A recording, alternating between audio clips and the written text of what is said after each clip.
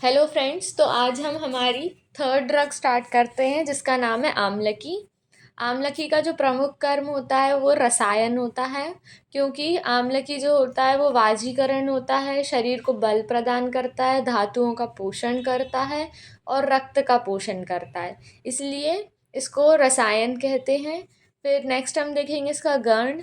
जो इसका गण होता है इसमें वय स्थापन लिखा हुआ है। वय स्थापन से हम कह सकते हैं क्योंकि ये वाजीकरण होता है, शरीर को बल प्रदान करता है, धातु का पोषण करता है, इसलिए ये वाजीकरण में आता है और इसलिए इसको हमने लिखा है वय स्थापन।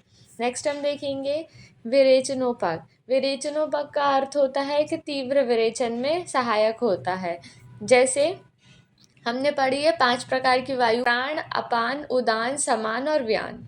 तो जो अपान वायु का स्थान होता है वो पक्वाशय होता है, हमने पढ़ा है। तो अपान वायु की जो गति होती है वो नीचे की ओर होती है। तो ये जो विरेचनोपग द्रव्य होते हैं ये अपान वायु की गति को नीचे की ओर करते हैं, इसलिए इनको विरेचनोपग कहते हैं। हमने देखा है कि विरेचनोपग जो द्रव पित्त शामक भी होते हैं।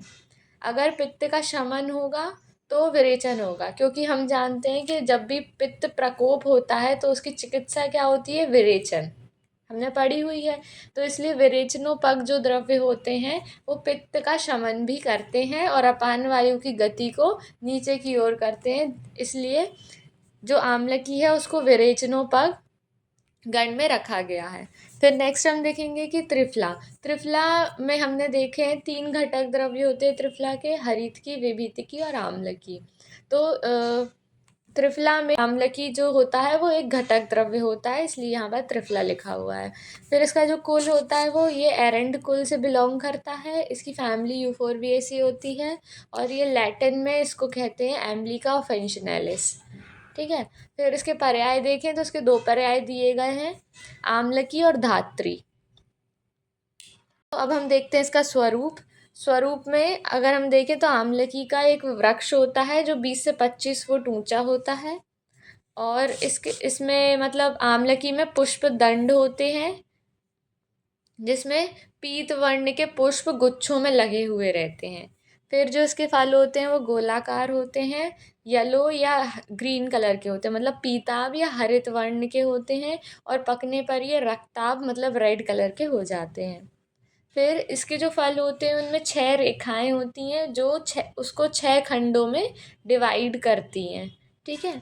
फिर अगर हम इसकी जाति देखें तो जाति भेद से इसको 2 भेद में डिवाइड किया गया है, जैसे कि वन्य और ग्राम्य। जो वन्य आंवला होता है वो छोटा, कठिन और अष्ठिल होता है और जो ग्राम्य आंवला होता है वो बड़ा, मृदु और मांसल होता है। ग्राम्य आंवला से हम देखेंगे कि मतलब वो बड़ा होगा, मृदु मतलब सॉफ्ट होगा और मांसल मतलब उसमें बहुत ज़्यादा पल्प होगा। तो ये ग्राम्य आंवला होता है। फिर अगर हम इसका उत्पत्ति स्थान देखें तो ये सर्वत्र भारत में पाया जाता है। इसका रासायनिक संगठन में अगर हम देखें तो इसमें गैलिक एसिड होता है, टैनिक एसिड होता है, सेल्यूलोज और कैल्शियम होता है और इसमें प्रचुर मात्रा में विटामिन सी होता है। मतलब जो आम्लकी होता है वो फेमस ही अपने विटामिन सी की प्रॉपर्टी की वजह से है, उसमें बहुत ज़्यादा अमाउंट में विटामिन सी होता है आम्लकी में। तो जो आम्लकी का स्वरस होता है ना, वो नारंगी में जितना विटामिन सी होता है उससे 20 गुना ज़्यादा आम्लकी के स्वरस में विटामिन सी की मात्रा होती है। ओके। नेक्स्ट हम देखते हैं इसके गुण, मतलब स्पंचक देखते हैं तो इसका जो गुण होता है ये गुरु और रूक्ष और शीत होता है। इसका रस जो होता है ये पंच रस होता है, मतलब इसमें लवण नहीं होता है, बाकी सारे रस होते हैं। 5 रस होते हैं पूरे, मधुर, अम्ल, कटु, तिक्त, कषाय, 5 रस होते हैं इसमें। फिर विपाक देखें तो इसका विपाक मधुर होता है, वीर इसका शीत होता है। अब हम इसके कर्म देखते हैं। तो कर्म में ये त्रिदोष हर होता है। कैसे? कि जो अम्ल की वजह से ये वात का शमन करता है, मधुर और शीत होने की वजह से ये पित्त का शमन करता है, रूक्ष और कषाय होने की वजह से ये कफ का शमन करता है। लेकिन इसका जो प्रधान कर्म होता है, मतलब विशेषता, ये पित्त शामक होता है, क्योंकि हमने देखा ना पित्त विरेचनोपग है, पित्त का शमन करेगा तो विरेचनोपग। ठीक है। फिर उसके बाद नेक्स्ट हम देखते हैं दाह प्रशमन। अब अगर ये पित्त का शमन करेगा तो ये दाह को भी कम करेगा, इसलिए यहाँ पर लिखा है दाह प्रशमन। चक्षुष्य, चक्षुष्य इसलिए क्योंकि चक्षु में अगर कफ का प्रकोप बढ़ जाता है तो चक्षु में प्रॉब्लम्स होने लगती है। चक्षु मतलब आँखों में। नेत्रों में प्रॉब्लम जब क्रिएट होती है जब कफ का प्रकोप हो जाता है नेत्र में, तो ये चक्षुष्य है क्योंकि ये कफ को भी कम करता है। फिर केश्य, केश्य इसलिए कि केशों में प्रॉब्लम कब क्रिएट होती है, जब पित्त की दुष्टि हो जाती है। अगर पित्त का प्रकोप बढ़ जाता है या पित्त दुष्ट हो जाता है, उस वजह से केश में प्रॉब्लम होती है, बालों में प्रॉब्लम होती है। तो अगर ये पित्त का शमन करेगा और पित्त को संतुलित करके रखेगा तो वो केश्य होगा। फिर नेक्स्ट हम देखेंगे मेद्य। हमने पढ़ा है कि आम्लकी जो होता है वो रसायन होता है, तो जो भी द्रव्य रसायन होता है वो मेद्य होता है, ठीक है, ज़्यादातर केसेस में। फिर उसके बाद रोचन, दीपन, अनुलोमन, अम्लनाशक, यकृत उत्तेजक। तो रोचन दीपन, क्योंकि हमने पढ़ा है कि तिक्त रस जो होता है, इसमें तिक्त रस है, तिक्त रस जो होता है वो दीपन पाचन में उपयोगी होता है, इसलिए यहाँ पर लिखा है रोचन, दीपन, अनुलोमन, अम्लनाशक। अम्लनाशक नहीं है, ये आम नाशक है। अगर ये रोचन, दीपन और अनुलोमन होगा तो ये आम का नाश करेगा। यकृत उत्तेजक, क्योंकि ये शरीर को बल प्रदान कर रहा है, धातुओं का पोषण कर रहा है, अच्छे से शरीर में बल है तो यकृत उत्तेजित रहेगा, मतलब यकृत जो है हमारा लीवर जो है वो अच्छे से काम करेगा, इसलिए ये लीवर के लिए भी अच्छा होता है आमलकी। फिर हम देखेंगे ये अल्प मात्रा में स्तंभन होता है और बड़ी मात्रा में स्त्रंसन होता है। स्तंभन का मतलब होता है ब्लड क्लॉटिंग। तो इसमें कषाय रस है, कषाय रस मतलब जो फेमस है ना, अगर कषाय रस तो उस अपने स्तंभन गुण के कारण फेमस है, इसलिए यहाँ पे लवण रहित है और बाकी सारे रस हैं, तो कषाय रस की वजह से ये स्तंभन होता है, लेकिन अल्प मात्रा में होता है। और बड़ी मात्रा में स्त्रंसन होता है। स्त्रंसन का मतलब होता है मल को बिना पचाए, बिना अग्नि बढ़ाए सीधे नीचे की ओर से गिराकर निकालना, इसको कहते हैं स्त्रंसन। तो ये विरेचनोपग है ना, इसलिए ये मन को मल जो होता है उसको बाहर निकालने का काम करता है, क्योंकि हमने पहले ही देख लिया था ये विरेचनोपग है, तीव्र विरेचन करवाता है, इसलिए ये मल को बिना पचाए बाहर निकाल देता है, इसलिए ये बड़ी मात्रा में स्त्रंसन है। नेक्स्ट हम देखेंगे हृदय और श्रोणित स्थापन है। हृदय और श्रोणित स्थापन इसलिए क्योंकि ये बल प्रदान कर रहा है बॉडी को। कफग्न, कफग्न मतलब कफ को शमन करता है, ये कफ शामक है इसलिए कफग्न है। वृश्य और गर्भ स्थापन क्योंकि ये रसायन है। फिर इसलिए मूत्रल और प्रमेयग्न, ये जो कफ को मतलब प्रमेय जो होता है वो कफ प्रकोप से होता है, तो जो कफ का शमन करेगा तो वो प्रमेयग्न हो गया।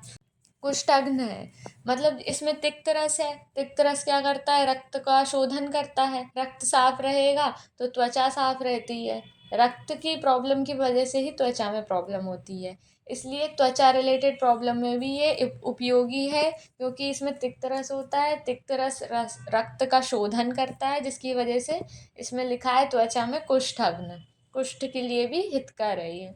फिर उसके बाद ताप कर्म के हिसाब से देखें, ज्वराग्न है। ज्वराग्न मतलब पित्त की व्याधि से जनित जो रोग होते हैं, पित्त जन्य रोगों को ये शांत करता है, क्योंकि ये पित्त का शमन करता है। दाह प्रशमन, वही दाह का शमन करेगा। रसायन होता है, रसायन मैंने आपको बताया क्योंकि ये बल्य होता है, धातुओं का पोषण करता है, इसलिए ये रसायन है। फिर प्रयोग में देखें तो ये पैत्तिक विकारों में प्रयुक्त होता है, हमने बताया कि मतलब ये पित्त शामक होता है, इसलिए पैत्तिक विकारों में ये अच्छा होता है। नेक्स्ट हम देखते हैं पैत्तिक शिरशूल, क्योंकि ये पित्त का शमन करता है तो पैत्तिक पित्त से होने वाले शिरशूल को भी ये कम करेगा। फिर नेत्र रोग में इसका स्वरस डालते हैं, नेत्रों के लिए अच्छा है क्योंकि कफ का शमन करता है। खालित्य और पालित रोगों में भी आंवले से सिर को धोते हैं, क्योंकि ये पित्त का शमन करता है, इसलिए। फिर नेक्स्ट देखते हैं मस्तिष्क दौर्बल्य, क्योंकि ये रसायन होता है तो मस्तिष्क को भी बल प्रदान करेगा। इंद्रिय दौर्बल्य, इंद्रियों को भी बल प्रदान करेगा। अरुचि, अग्निमंद, विबंध, यकृत विकार, अम्ल पित्त, परिणाम शूल, उदर रोग और अर्श में देते हैं। ये दीपन पाचन करता है, हमने अभी पढ़ा इसमें तिक्त रस होता है, तो ये रोचन, दीपन, अनुलोमन, आम का नाश करता है, इसलिए इन सब व्याधियों में भी इसका उपयोग किया जाता है।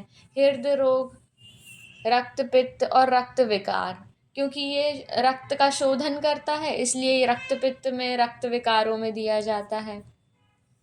काश्वास और यक्षमा, क्योंकि ये कफ का शमन करता है, त्रिदोष शामक होता है, वात पित्त कफ तीनों का शमन करता है, इसलिए कफ का शमन करेगा, तो इसको काश्वास और यक्षमा में भी दे देंगे। फिर पैत्तिक प्रमेहों में दे देते हैं, क्योंकि पित्त का शमन करता है। कुष्ठ, विसर्प आदि चर्म रोग में देते, क्योंकि रक्त का शोधन करता है। जीर्ण ज्वर में देते हैं तृष्णा, दाह, क्योंकि पित्त शामक है। फिर इसका प्रयोज्य अंग देखेंगे तो इसका प्रयोज्य अंग होता है इसका फल, और इसकी जो मात्रा होती है स्वरस की, वो 10 से 20 मिलीलीटर होती है। इसके चूर्ण की मात्रा होती है 3 से 6 ग्राम। और विशिष्ट योग, मतलब इसमें ये च्यवनप्राश में एक मेन रोल प्ले करता है। च्यवनप्राश का अगर मेन इंग्रेडिएंट देखें तो वो आमलकी ही होता है, इसलिए इसमें दिया है विशिष्ट योग में च्यवनप्राश। और धात्री लोह, धात्री रसायन और ब्रह्म रसायन, इन ये सब इसके विशिष्ट योग हैं। Thank you.